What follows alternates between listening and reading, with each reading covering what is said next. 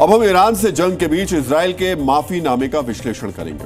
करीब 40 घंटे से इजराइल और ईरान की जंग चल रही है। दोनों देशों के बीच ये युद्ध मिसाइल और ड्रोन से लड़ा जा रहा है, जिसमें ईरान भी इजराइल को करारा जवाब दे रहा है। इजराइल ने इस जंग को ऑपरेशन राइजिंग लाइन का नाम दिया है, जिसके बारे में कल हमने आपको विस्तार से बताया भी था। पर इस ऑपरेशन के बीच अचानक ऐसा क्या हो गया कि इजराइल को भारत से माफी मांगनी पड़ी। आप इस समय जो सोशल मीडिया पोस्ट देख रहे हैं वो इजराइल की सेना के आधिकारिक एक्स हैंडल से शेयर किया गया, जिसमें वो माफी मांग रहे हैं। आप सोचिए, जो इजराइल किसी के सामने नहीं झुकता, इजराइल की सेना जो कभी किसी दबाव में सिर नहीं झुकाती, मुस्लिम देशों से घिरे होने के बाद भी जो लॉयन की तरह दहाड़ती है, वो आखिर भारत के सामने क्यों झुकी? इजराइल ने कभी संयुक्त राष्ट्र और यहां तक कि संयुक्त राष्ट्र अमेरिका के दबाव की भी परवाह नहीं की, अमेरिका तक की परवाह नहीं की। वही इजराइल ईरान से युद्ध के बीच अगर भारत से माफी मांग रहा है तो आपको इसकी वजह समझनी चाहिए। भारत और इजराइल पिछले काफी वक्त से एक दूसरे के अच्छे दोस्त हैं, लेकिन ईरान पर हमले के दौरान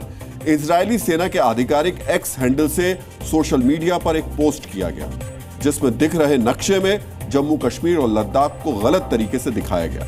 जम्मू कश्मीर और लद्दाख के पूरे इलाके को गलती से पाकिस्तान का हिस्सा दिखा दिया गया। अभी आप अपनी स्क्रीन पर वही नक्शा देख रहे हैं, लेकिन हमने इस मैप में सुधार करते हुए गलत हिस्से को ढक दिया है और उसे आपकी स्क्रीन पर दिखा नहीं रहे। सोशल मीडिया पोस्ट सामने आने के बाद भारत के सोशल मीडिया यूजर्स ने इजरायली सेना को उसकी गलती का एहसास कराया। कई यूजर्स ने इजराइल की गलती की तरफ उनका ध्यान दिलाया। कुछ यूजर्स ने तो गलती सुधारने के लिए इस पोस्ट के साथ इजराइल के प्रधानमंत्री बेंजामिन नेतन्याहू को भी टैग कर दिया। इस गलती के 90 मिनट के बाद ही इजराइल को अपनी भूल का एहसास हो गया और उसने माफी मांग ली। इसके बाद कई यूजर्स गलती की तरफ इशारा करते रहे और इजरायली सेना बार बार माफी मांगती रही। आपको इजराइल की वो माफी भी दिखाएंगे, लेकिन उससे पहले इजराइल ने उस पोस्ट में भारत का नक्शा क्यों दिखाया, उसकी वजह समझिए। इजराइल की सेना का यह पोस्ट असल में उनका एक प्रोपोगेंडा है। इजराइल ये बताने की कोशिश कर रहा है कि ईरान की मिसाइलों की रेंज में उसके पड़ोस के दूसरे देश हैं, जिनमें भारत भी शामिल है। यानी इजराइल के मुताबिक इन सभी देशों के लिए भी ईरान की मिसाइलें खतरा बन सकती हैं और ऐसा करके इजराइल ने अपने हमले को सही दिखाने की कोशिश की।